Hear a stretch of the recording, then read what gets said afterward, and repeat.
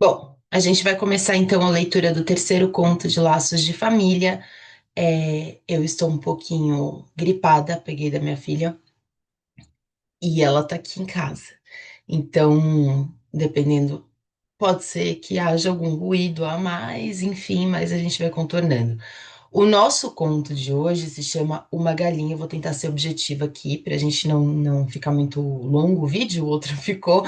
Tem contos que não tem jeito, a gente tem que falar um pouquinho mais. Esse conto ele é curto, então eu vou fazer a leitura dele. E enquanto eu faço a leitura dele, a gente já vai comentando alguns pontos, tá? Então, vamos lá. Uma Galinha. Esse conto é muito legal.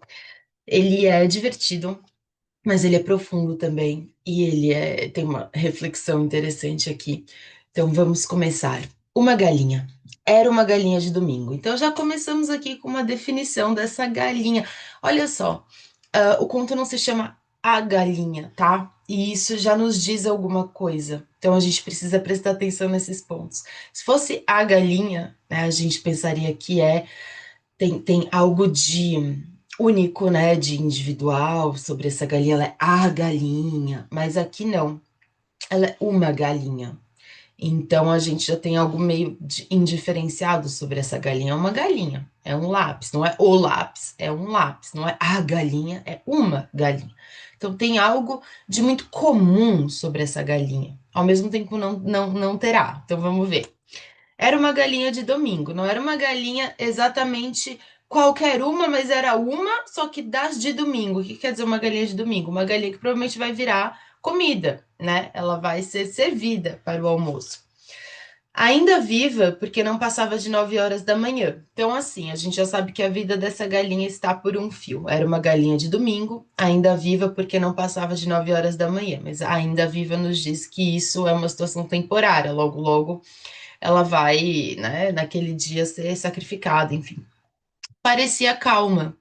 Desde sábado, encolhera-se num canto da cozinha. Não olhava para ninguém, ninguém olhava para ela.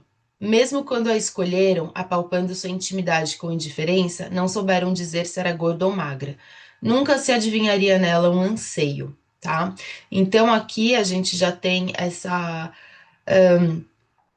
indiferença, né, do ser humano em relação a essa galinha que está contida nessa frase, ao palpando sua intimidade com indiferença. Então, aqui também ela traz para a galinha algo de humano no sentido de apalpar sua intimidade, né, como se a galinha pudesse ter algum tipo de é, reação àquela invasão, né, do humano, então escolhendo a galinha que iria comer, né, a galinha que ia virar almoço. Só que aqui a galinha ela estava calma. Só que essas frases do tipo, desde sábado encolhera-se num canto da cozinha, quase dá a sensação para nós leitores que essa galinha sabia de alguma coisa, né? E aí a gente tem essa frase final do parágrafo, nunca se adivinharia nela um anseio. Então, essa galinha, a gente não poderia imaginar que ela teria um impulso de fazer alguma coisa diferente, que ela tinha algum tipo de vontade. Não dava para a gente pensar isso sobre essa galinha. Foi, pois, uma surpresa quando a viram abrir as asas de curto voo, inchar o peito e, em dois ou três lances, alcançar a murada do terraço. Então, essa galinha que a gente achava que não ia fazer nada, que não tinha vontade nenhuma, de repente, né? Foi uma surpresa, ela inflou ali o peito e alcançou a murada do terraço. Essa galinha está escapando, ela está saindo deste cantinho da cozinha, onde ela estava desde sábado. Um instante ainda vacilou. O tempo da cozinheira dar um grito. E em breve estava no terraço do vizinho, de onde, em outro voo desajeitado, alcançou um telhado. Lá ficou em adorno deslocado, hesitando ora num, ora no outro pé. Então, quase como se aquela situação da fuga fosse mesmo estranha à própria galinha, né? A família foi chamada com urgência e consternada viu o almoço junto de uma chaminé. Então, olha que interessante como a gente já muda de uma galinha de domingo para o almoço. Então, a gente muda a designação dessa galinha. E isso, essa galinha, então, ela vai ficar num jogo em que, às vezes, a elas são atribuídos atributos, elementos, características humanas e às vezes ela fica bem distante dessa caracterização e passa a ser só o almoço. Então tem um deslocamento, né, da forma como se olha para essa galinha. Aqui nesse instante, a família viu o almoço, então o que representa essa galinha é o almoço, viu o almoço junto de uma chaminé. O dono da casa, lembrando-se da dupla necessidade, por isso que é divertido a situação, e olha que engraçada essa frase. O dono da casa, lembrando-se da dupla necessidade de fazer esporadicamente algum esporte e de almoçar. Então ele lembra, pô, preciso almoçar, então tenho que catar essa galinha. E aí, porque eu vou correr atrás dela, eu me lembro que eu preciso me exercitar. Vestiu radiante um calção de banho, né? E resolveu seguir o itinerário da galinha. Em pulos cautelosos, alcançou o telhado onde esta, hesitante e trêmula, escolhia com urgência outro rumo. Então agora a gente já está numa cena de perseguição. A perseguição tornou-se mais intensa. De telhado a telhado, foi percorrido mais de um quarteirão da rua. Pouco afeita a uma luta mais selvagem pela vida, a galinha tinha que decidir por si mesma os caminhos a tomar sem nenhum auxílio de sua raça. O rapaz, porém, era um caçador adormecido. E por mais ínfima que fosse a presa, o grito de conquista havia soado. Olha que interessante, né? E é muito divertida essa parte do conto, mas o narrador está dizendo que a galinha era pouco afeita a uma luta mais selvagem pela vida. Então, essa galinha, esse ato, esse gesto de fuga e se defender, parece que não é algo muito natural para essa galinha exatamente.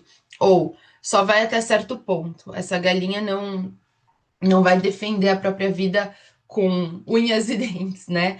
Ela não é afeita a uma luta mais selvagem e ela precisava ali decidir os caminhos a tomar sem nenhum auxílio de sua raça. Sem nenhum auxílio de sua raça, essa frase pode ter dois sentidos, né? Sem nenhum auxílio das outras galinhas e sem nenhum auxílio, tipo, do seu instinto, da sua raça, não tá no DNA da galinha, esse tipo de.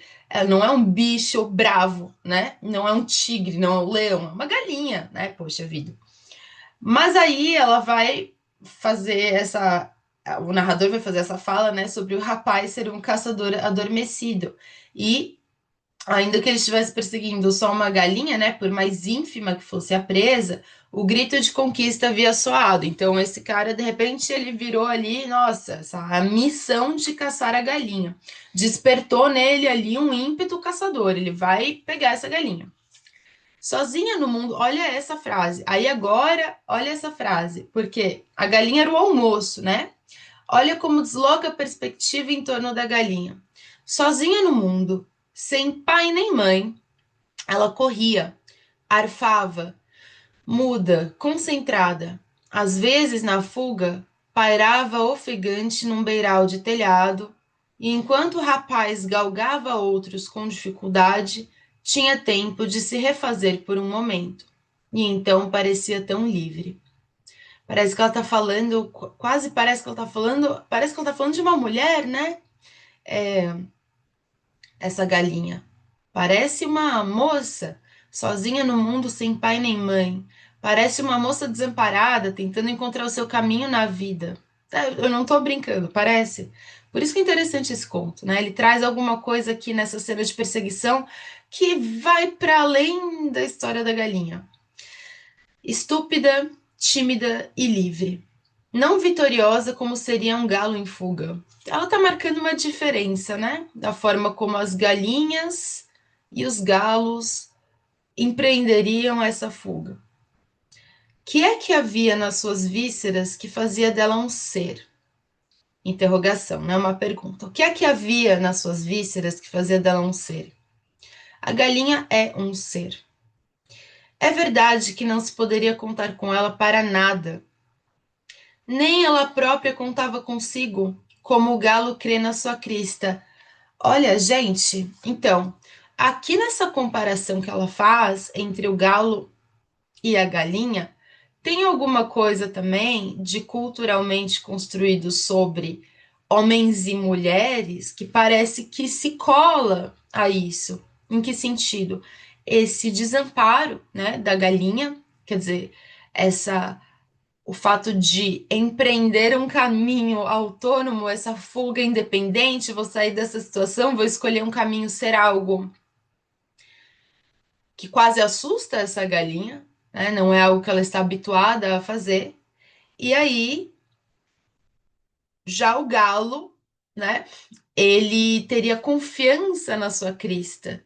Então, esse desbravar os caminhos na fuga seria algo mais esperado do galo. E aí, por que que eu tô falando que tem alguma coisa, né, sobre... Claro que tá falando de galinha e galo, mas não só, né? Parece que tem alguma coisa em torno.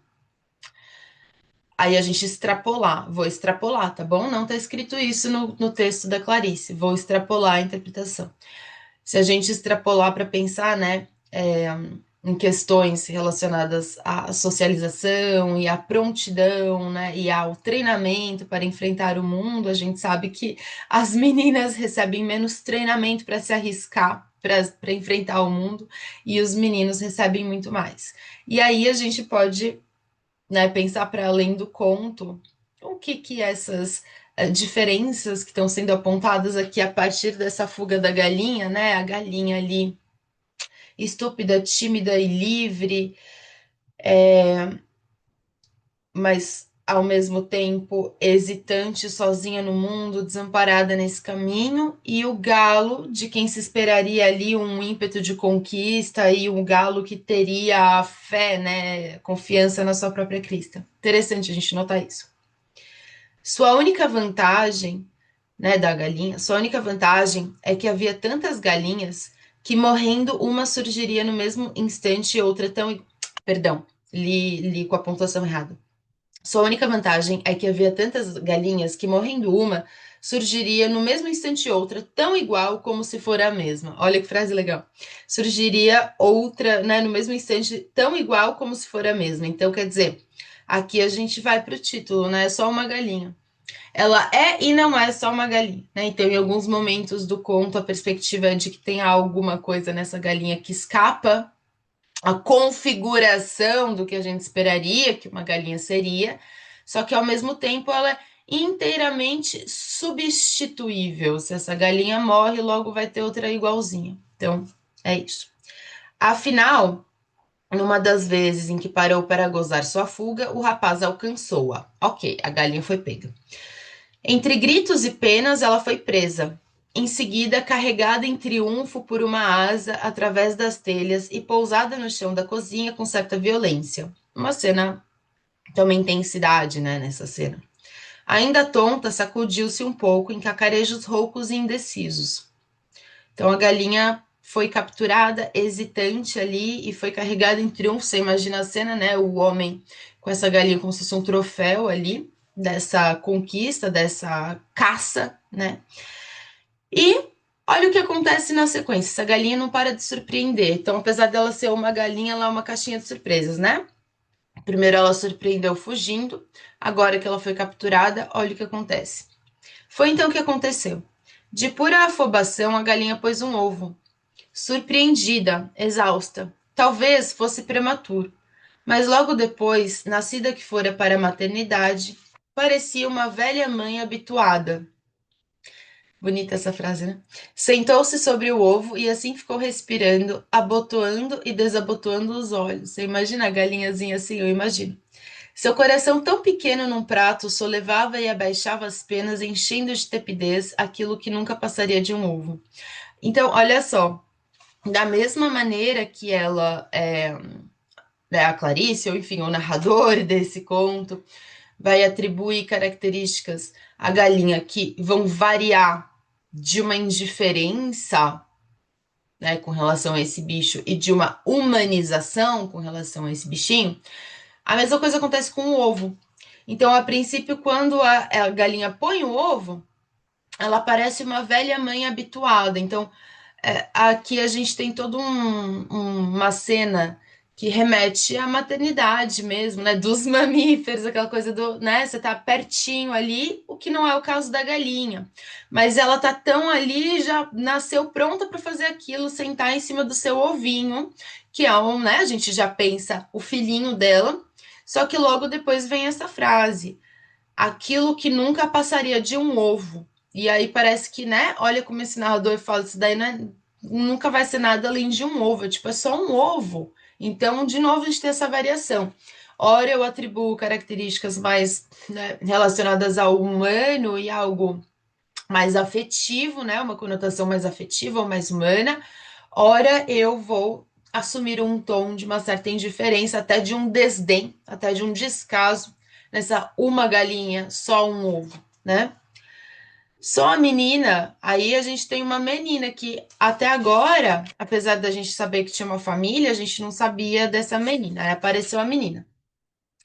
Só a menina estava perto e assistiu a tudo estarrecida. Então vejam como, no olhar da menina, aquilo não é só um ovo, não é algo que nunca passaria de um ovo, e a galinha já tem algo que ela notou ali, a menina notou ali, que ficou estarrecida.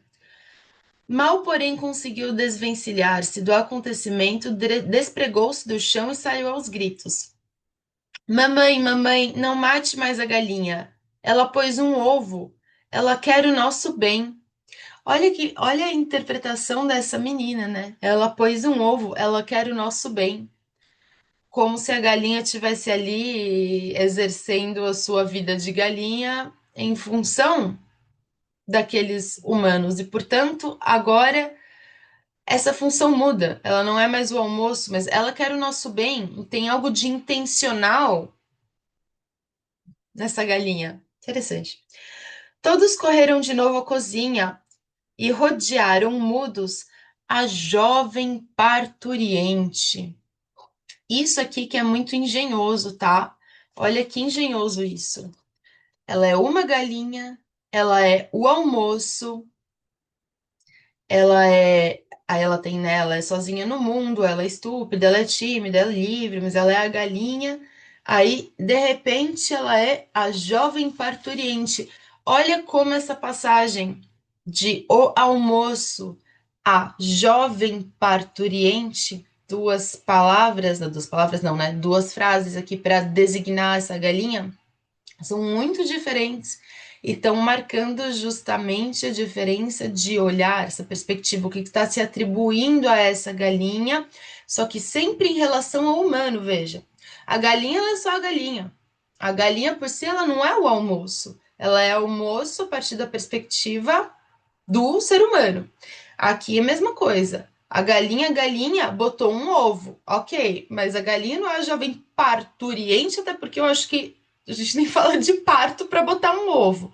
É outra coisa, né? Não sei, na verdade. Mas acho que não. Então, a jovem parturiente, evidentemente, remete a uma jovem mamãe, né? Uma mulher. Então, essa galinha, ora é um bicho, ora é uma mulher. Tá bom.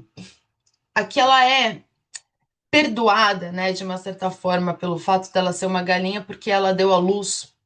A maternidade da galinha a salvou. É isso que acontece com as mulheres também. Quando elas dão à luz, isso significa alguma coisa diante do outro? Essa maternidade redime a mulher de alguma coisa? Faz com que ela seja vista de outra forma? Atribui algo de novo? Não sei. Sei. Tenho minhas hipóteses. Vamos seguir. A jovem parturiente. Esquentando seu filho, ó, agora, o ovinho, aquilo que não passaria de um ovo já é seu filho. Gente, isso aqui é muito bom.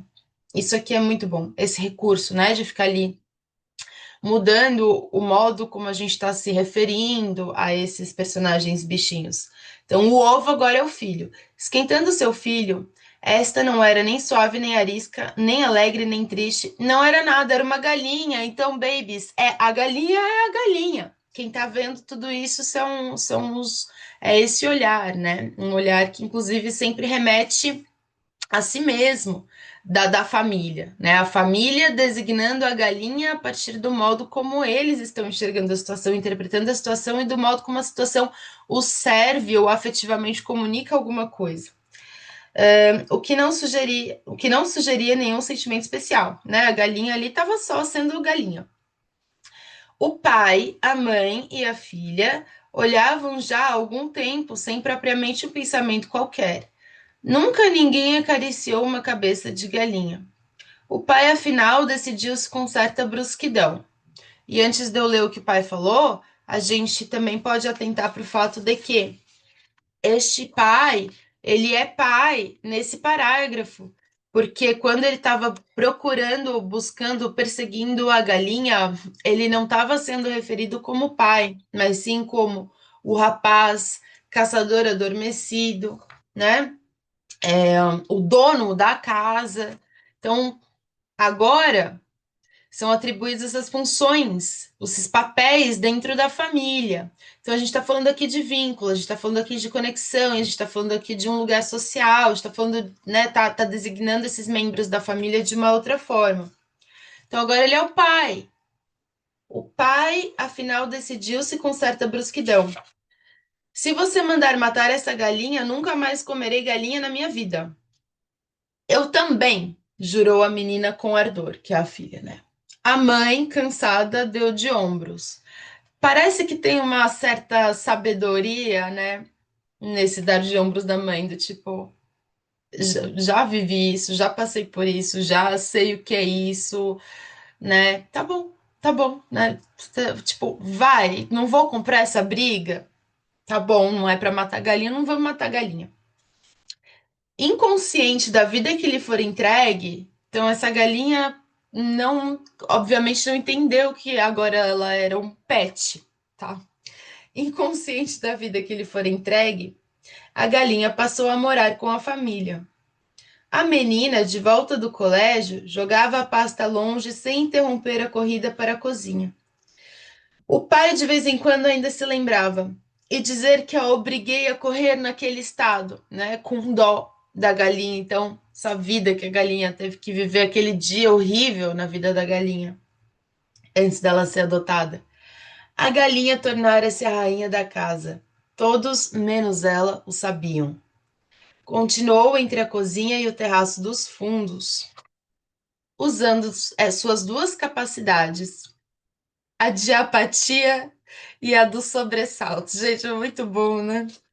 As duas capacidades da galinha, porque de fato aqui, ora no texto ela tá apática, sem muito sentimento, sem muita, né, reação, né? Igual todo mundo bobo lá em torno dela com o ovinho e ela só sendo galinha.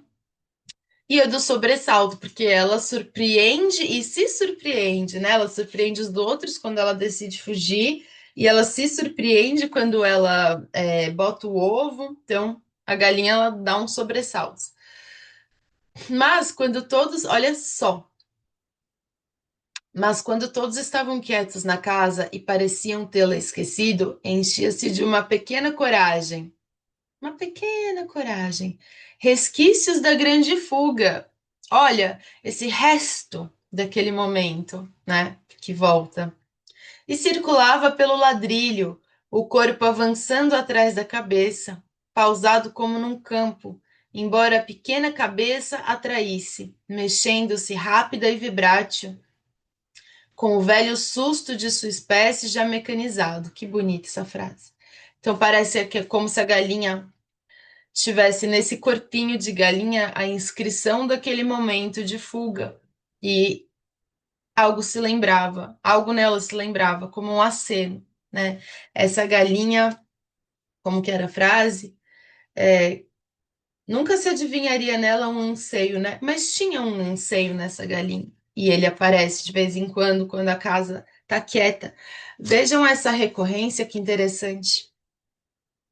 É, lembram lá nos dois contos anteriores, tanto, né, no Amor quanto no Devaneio e Embriaguez de uma Rapariga, é no momento em que a casa está quieta ou que essas mulheres, essas donas de casa, elas não têm que não estão ali exigidas, né, por uma tarefa, por um dever, que surge o anseio, que surge a hora perigosa, que surge esse abandono, né, das funções e daquele lugar mais rígido da mulher, e ela tem um aceno de um desejo, de alguma coisa diferente ali, né?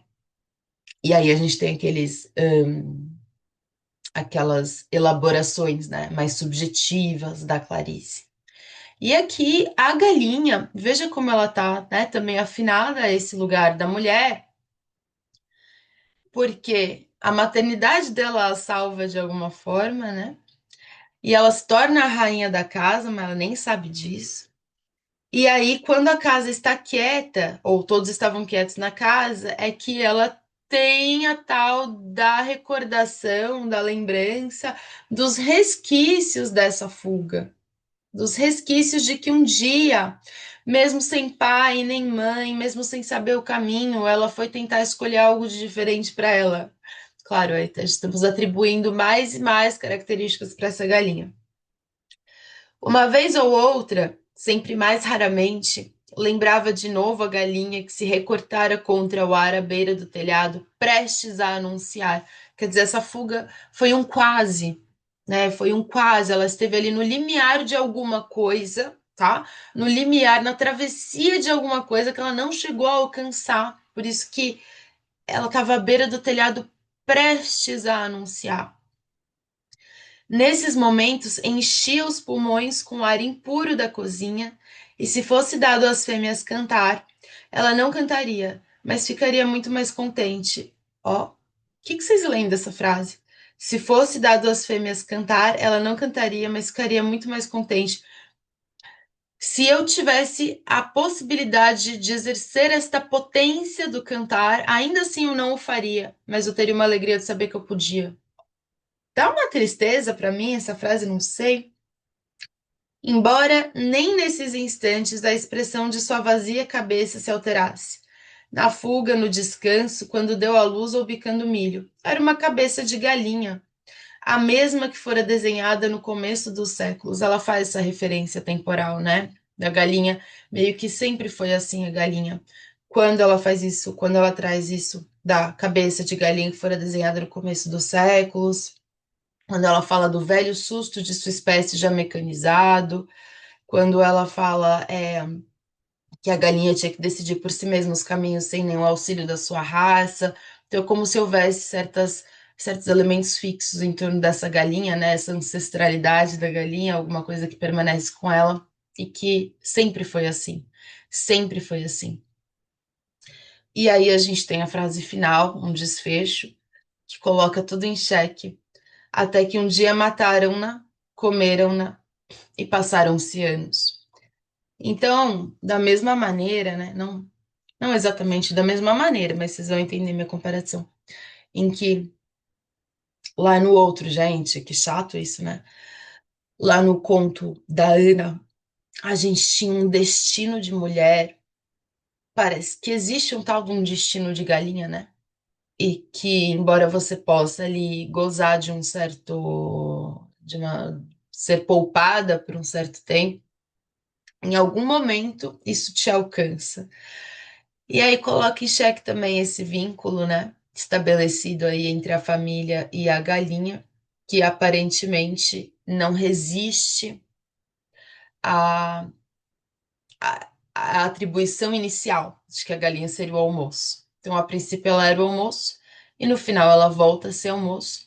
Então, aqui a gente tem um retorno, né, a essa situação inicial, e a gente tem também uma completude daquela frase que dizia assim, que ela ainda viva, porque não passara de 9 horas da manhã. E aí, assim, ela sobreviveu às 9 horas da manhã, ela resistiu para além das 9 horas da manhã, virou a rainha da família, a rainha da casa, a gente não sabe por quanto tempo isso, né? Durou algum tempo, porque a menina voltava do colégio, o pai de vez em quando ainda lembrava do dia que ele tinha perseguido a Galita, a gente, por essas frases, vê que teve uma certa duração, e, no entanto, até que um dia mataram-na, comeram-na e passaram-se anos, né?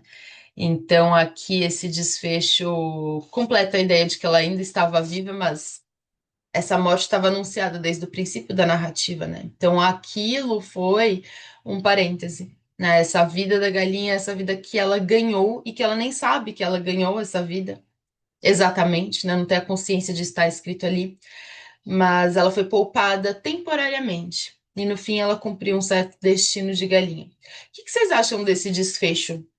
E agora eu não vou ficar elaborando muito mais além disso, que eu acho que a gente já leu e ficou um tempo bom o vídeo, mas eu queria saber como que vocês enxergam esse final, que a galinha, de fato, enfim, ela é sacrificada, apesar de ter sido poupada, né, a princípio. O que vocês acharam? Depois vocês comentem comigo, tá? E falem também o que vocês estão achando.